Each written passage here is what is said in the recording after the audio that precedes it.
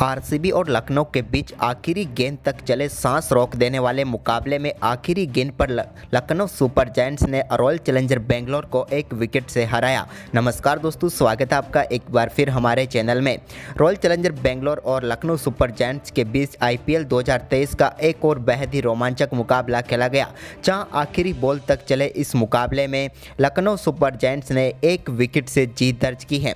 तो दोस्तों, इस वीडियो में हम आपको आखिरी ओवर व इस मुकाबले का पूरा रोमांच बताएंगे, लेकिन दोस्तों उससे पहले आप भी इस रोमांचक मुकाबले को देखकर खुश है तो इस वीडियो को लाइक जरूर करें और साथ ही साथ अभी तक आपने हमारे इस चैनल को सब्सक्राइब नहीं किया है तो चैनल को सब्सक्राइब करके बेल आइकन जरूर दबा लें।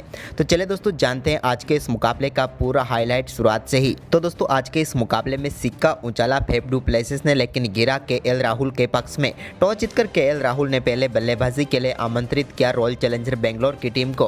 दोनों टीमें काफी शानदार प्लेइंग 11 के साथ मैदान पर उतरी। फेफ डू प्लेसिस और विराट कोहली पारी की शुरुआत करने उतरे तो दूसरे ओवर की तीसरी गेंद पर विराट कोहली के बल्ले से निकला पारी का पहला छक्का। टॉपेज लगकर गया बाउंड्री लाइन के पार और पहला छक्का बटोरा आवेश खान की गेंद पर। तो वहीं पर इसकी अगली ही गेंद पर विराट कोहली के बल्ले से एक और बेहतरीन चौका देखने को मिला। Over extra core boundary line के पार भेजा विराट कोहली ने आवेश खान की इस गेंद को। तो वहीं पर दोस्तों, इसके बाद तीसरे ओवर की आखिरी गेंद पर भी फेफ डू प्लेसिस के बल्ले से चौका देखने को मिला। तो वहीं पर एक बार फिर चौथा ओवर डालने आए आवेश खान की पहली ही गेंद पर विराट कोहली ने शानदार कवर ड्राइव खेलते हुए बेहतरीन चौका बटोरा। यह शॉट काफी शानदार था, क्योंकि जिस तरह के शॉट के लिए विराट कोहली जाने जाते हैं कुछ ऐसा ही शॉट था। इसके बाद अगली ही गेंद पर उनके बल्ले से एक और शानदार चौका देखने को मिला।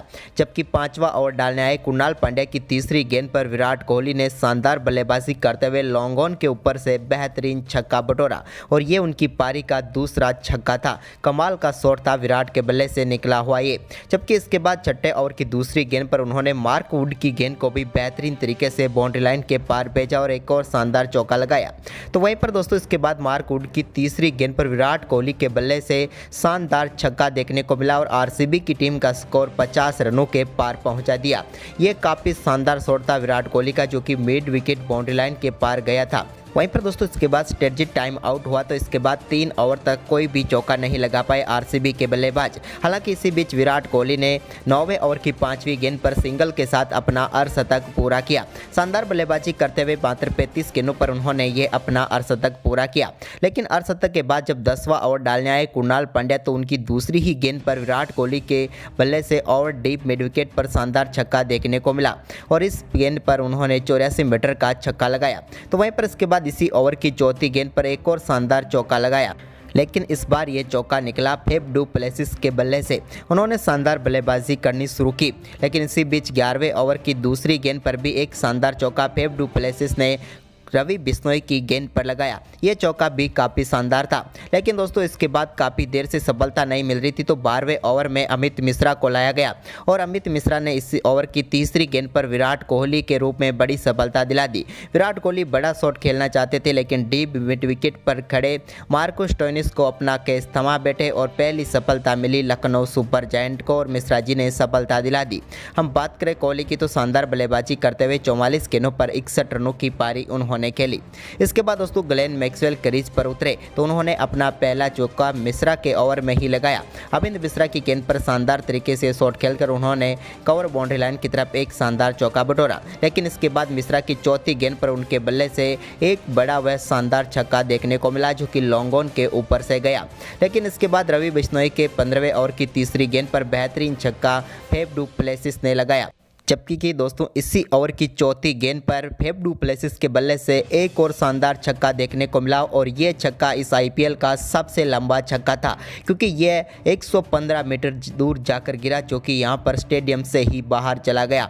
और इस कमाल के छक्के को देखकर सब हैरान थे, क्योंकि ये शानदार व सबसे लंबा छक्का था इस आईपीएल का। लेकिन इसके बाद 15वें ओवर की आखिरी गेंद पर ग्लेन मैक्सवेल भी कहाँ पीछे रहने वाले थे, उन्होंने भी रवि बिश्नोई की गेंद पर एक और छक्का लगाकर इस ओवर में 20 रन बटोर लिए। इसके बाद दोस्तों 16वां ओवर डालने आए मार्क वुड तो यहां पर उनकी पहली ही गेंद पर शानदार शॉट खेलते हुए बेहतरीन छक्का जमाया फेफ डू प्लेसिस ने और इस छक्के के साथ ही उन्होंने भी अपना अर्धशतक 35 गेंदों पर पूरा कर लिया। इसके बाद दोस्तों 17वें ओवर की पहली गेंद पर आवेश खान की गेंद को बेहतरीन तरीके से बाउंड्री लाइन के पार भेजा ग्लेन मैक्सवेल ने। कमाल का शॉट खेलते हुए ग्लेन मैक्सवेल ने यहां पर छक्का लगाया। तो वहीं पर इसी ओवर की 5वीं गेंद पर भी एक और शानदार शॉट खेलते हुए शानदार तरीके से चौका बटोर लिया एक बार फिर ग्लेन मैक्सवेल ने और कमाल की बल्लेबाजी की दोनों बल्लेबाजों ने इस ओवर में भी। वहीं पर दोस्तों इसके बाद 18वां ओवर डालने आए जयदेव उनादकट की दूसरी गेंद पर ग्लेन मैक्सवेल के बल्ले से शानदार चौका देखने को मिला, जबकि इसके बाद उनका एक कैच यहां पर कुणाल पांड्या से ड्रॉप हो गया। लेकिन उनके कैच ड्रॉप होने के बाद फेफ डु प्लेसिस ने जयदेव उनादकट की चौथी गेंद पर शानदार छक्का लगाया।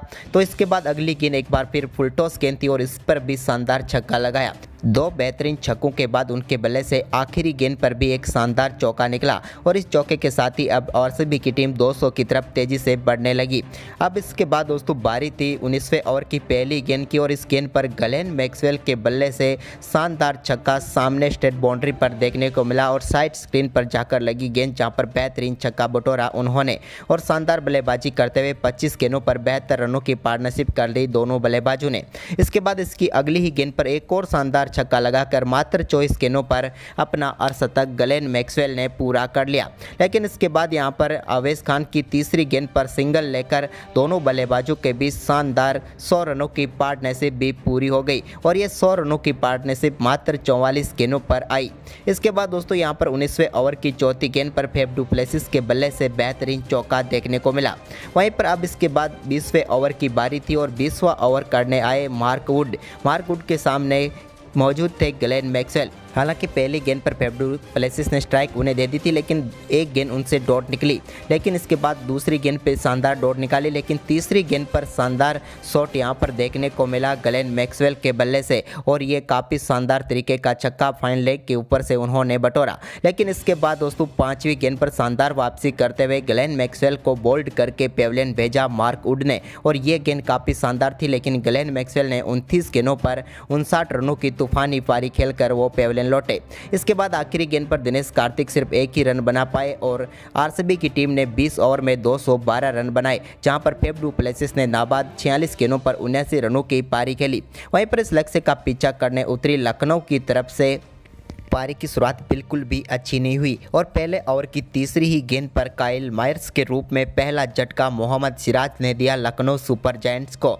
मायर्स अपना खाता भी नहीं खोल पाए और 3 गेंदों का सामना करने के बाद 0 रन बनाकर पेविलियन लौटे और इस बड़े लक्ष्य का पीछा करने उतरी लखनऊ की शुरुआत इस मुकाबले में बेहद ही खराब रही। इसके बाद दीपक हुड्डा उतरे तो उन्होंने पहले ओवर की आखिरी गेंद पर एक बाई का चौका बटोरा, लेकिन इसके बाद बल्ले के चौके के लिए यहां पर इंतजार करना पड़ा लखनऊ सुपर जायंट्स की टीम को और पहला चौका तीसरे ओवर की पहली गेंद पर केएल राहुल के बल्ले से देखने को मिला। लेकिन दोस्तों इसके बाद यहां पर दीपक हुड्डा के रूप में एक और सफलता मिली रॉयल चैलेंजर बेंगलोर को। दीपक हुड्डा की गेंद बल्ले का किनारा लेकर विकेट कीपर दिनेश कार्तिक के हाथों में गई और दीपक हुड्डा 10 गेंदों पर 9 रन बनाकर पेविलियन लौटे और दूसरी सफलता मिल गई रॉयल चैलेंजर बेंगलोर को। लेकिन इसके बाद यहां पर तीसरी सफलता के लिए भी ज़्यादा देर तक इंतजार नहीं करना पड़ा और चौथे ओवर की आखिरी गेंद पर एक और सफलता वेनी पैनल ने दिखाई और यहां पर पेविलियन भेजा कुणाल पांड्या को। कुणाल पांड्या अपना खाता भी नहीं खोल पाए और 2 गेंदों पर 0 रन पर ही आउट हो गए। यहां तक लग रहा था कि अब रॉयल चैलेंजर बेंगलोर इस मुकाबले में पकड़ बना लेगी, लेकिन दोस्तों उनके सपनों को तोड़ने के लिए मैदान पर उतरे मार्कस स्टोइनिस, जिन्होंने 5वें ओवर की आखिरी गेंद पर बेहतरीन चौका लगाया। तो इसके बाद इसी ओवर की आखिरी गेंद पर भी उन्होंने एक और शानदार चौका फाइन लेग की तरफ लगाया और इस ओवर में शानदार बल्लेबाजी की। इसके बाद दोस्तों 8वें ओवर की पहली ही गेंद पर उनके बल्ले से बेहतरीन फ्लिक शॉट के जरिए एक बेहतरीन छक्का देखने को मिला। यह भी कमाल का छक्का था। तो वहीं पर इसकी अगली ही गेंद पर उनके बल्ले से एक और शानदार चौका देखने को मिला। अब वो इस ओवर में 2 गेंदों पर 10 रन बना चुके थे हर्षल पटेल के।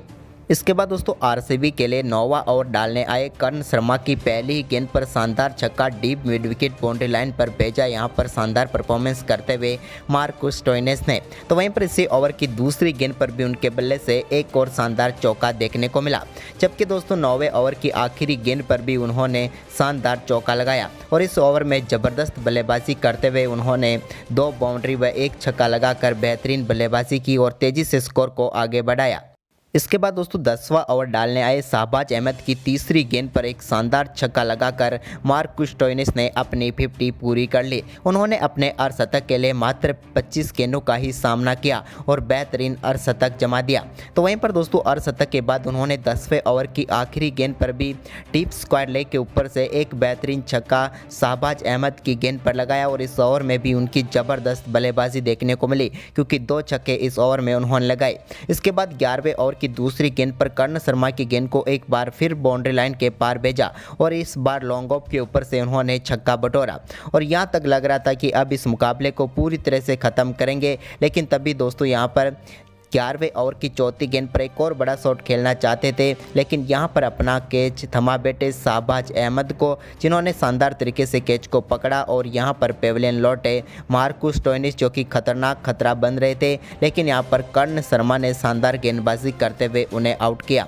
मार्कस स्टोइनिस की बात करें तो उन्होंने मात्र 30 गेंदों पर 65 रनों की तूफानी पारी खेली, लेकिन उनके आउट होने के बाद क्रीज पर उतरे निकोलस पूरन और निकोलस पूरन ने आते ही दूसरी ही गेंद पर शानदार छक्का लगाया। उन्होंने कर्ण शर्मा की गेंद को बेहतरीन तरीके से पिक किया और शानदार छक्का लेग साइड में खेला और एक छक्का बटोरा। इसके बाद दोस्तों यहां पर कप्तान केएल राहुल, जो कि आज के इस मुकाबले में स्ट्रगल करते हुए नजर आ रहे थे, और उनको 12वें ओवर की पहली गेंद पर मोहम्मद सिराज ने पेविलियन भेजा।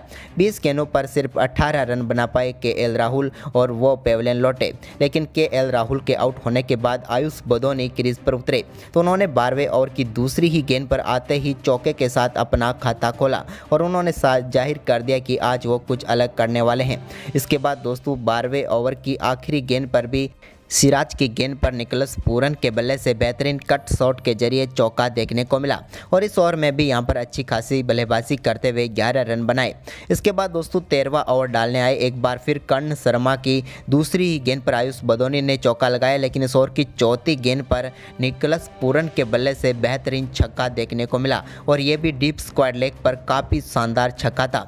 इसके बाद इसी ओवर की 5वीं गेंद पर एक और छक्का निकोलस पूरन के बल्ले से देखने को मिला और इस बार भी डीप एक्स्ट्रा कवर के ऊपर से उन्होंने शानदार छक्का बटोरा और इस ओवर में 2 बेहतरीन छक्के बैक टू बैक उनके बल्ले से देखने को मिले। तो इसके बाद दोस्तों 14वें ओवर की पहली गेंद पर उन्होंने हर्षल पटेल की गेंद को भी बेहतरीन तरीके से बाउंड्री लाइन के पार भेजा। तो वहीं पर इसी ओवर की 5वीं गेंद पर भी उनके बल्ले से शानदार कट शॉट के जरिए चौका देखने को मिला। जबकि दोस्तों 14वें ओवर की आखिरी गेंद पर भी उन्होंने शानदार छक्का लगाया और इस बार deep square leg boundary line के पार गेंद को भेजा और निकोलस पूरन की कमाल की बल्लेबाजी जारी रही। इसके बाद दोस्तों यहां पर वेनी पैर्नेल ओवर डालने आए तो वेनी पैर्नेल के ओवर में भी कमाल की बल्लेबाजी देखने को मिली निकोलस पूरन के बल्ले से। उन्होंने 15वें ओवर की दूसरी गेंद पर बेहतरीन चौका लगाया और इस चौके के साथ ही वो अब पहुंच चुके थे अपने अर्धशतक के बेहद ही करीब। आईपीएल इतिहास का सबसे तेज अर्धशतक लगाने की बेहद ही करीब थे पूरन, लेकिन वो एक गेंद बाद ऐसा कर पाए और उन्होंने मात्र 15 गेंदों पर ही अपना अर्धशतक पूरा कर लिया। लेकिन दोस्तों इसके बाद यहाँ पर बड़ा झटका लगा निकोलस पूरन के रूप में लखनऊ सुपर जायंट्स को और यहाँ पर बढ़िया पारी खेलते हुए निकोलस पूरन आउट हुए, लेकिन यहां पर मुकाबला रोमांचक स्थिति में आ गया। उन्होंने 19 गेंदों पर 62 रनों की तूफानी बल्लेबाजी की, लेकिन उनके आउट होने के बाद जयदेव उनादकट ने हर्षल पटेल के ओवर में एक बेहतरीन चौका लगाया, जिसके चलते मुकाबला और भी नज़दीक आया। लेकिन दोस्तों इसके बाद यहां पर एक और चौका वेनी पैर्नेल के ओवर में यानी कि 19वें ओवर की तीसरी गेंद पर आयुष बदोनी ने लगाया और मुकाबले को यहां पर लखनऊ सुपर जायंट्स की तरफ लेकर गए। लेकिन दोस्तों तभी 19वें ओवर की चौथी गेंद पर ऐसा हुआ जो क्रिकेट के इतिहास में आज से पहले शायद ही हुआ होगा, क्योंकि किसी बल्लेबाज ने छक्का लगाया हो और वो आउट हो गए हो। ऐसा ही हुआ जब 19वें ओवर की चौथी गेंद पर वेनी पैर्नेल की गेंद को बेहतरीन तरीके से छक्के के लिए तो भेज दिया था बदोनी ने, लेकिन बल्ला उनका स्टंप पर जा लगा और वो आउट हो गए। आखिरी ओवर में लखनऊ को 5 रनों की जरूरत थी, लेकिन पहली गेंद पर 1 रन लिया उनादकट ने, लेकिन दूसरी गेंद पर बड़ा शॉट खेलने के चक्कर में फुलटॉस गेंद पर भी बोल्ड हो गए मार्क वुड और बड़ा झटका लगा यहाँ पर लखनऊ सुपर जायंट्स को रॉयल चैलेंजर बेंगलोर ने वापसी की। लेकिन इसके बाद तीसरी गेंद पर खेलने आए रवि बिश्नोई ने शानदार तरीके से गेंद को गैप में डालकर 2 रन ले लिए और यहां पर अब लखनऊ के लिए मुकाबला थोड़ा आसान बना, यानी कि चौथी गेंद पर एक बार फिर हर्षल पटेल की गेंद पर 1 रन लिया रवि बिश्नोई ने। अब आखिरी 2 गेंदों पर टीम को सिर्फ 1 रन की ही जरूरत थी और अब स्ट्राइक पर आ चुके थे जयदेव उनादकट, लेकिन एक बेहतरीन गेंद डाली एक बार फिर से हर्षल पटेल ने और यहाँ पर उनादकट अपना कैच फेफड़ू डुप्लेसिस को थमा बैठे और वो 7 गेंदों पर 9 रन बनाकर पेविलियन लौट गए। अब आखिरी गेंद पर 1 रन की ज़रूरत थी और अब बल्लेबाजी में स्ट्राइक पर आ चुके थे आवेश खान, लेकिन तभी यहाँ पर आखिरी ओवर में नॉन स्ट्राइक एंड पर आउट कर सकते थे हर्षल पटेल रवि बिश्नोई को, लेकिन गेंद स्टंप पर नहीं लगी और यहाँ पर बच गए रवि बिश्नोई। इसकी अगली गेंद पर भी कुछ ऐसा ही मौका था, लेकिन इस बार हर्षल पटेल ने ऐसा नहीं किया और गेंद डाली और यहाँ पर 1 रन लेकर यहाँ पर मुकाबले को जीत लिया लखनऊ सुपर जायंट्स ने। हालांकि दिनेश कार्तिक की गेंद हाथ में आ जाती तो यहाँ पर नतीजा कुछ और हो सकता था, लेकिन वो भी गेंद को पकड़ नहीं पाए और काफ़ी शानदार तरीके से इस बेहद ही रोमांचक मुकाबले को लखनऊ ने जीत लिया। तो ये मुकाबला आपको कैसा लगा हमें कमेंट में ज़रूर बताएं। धन्यवाद।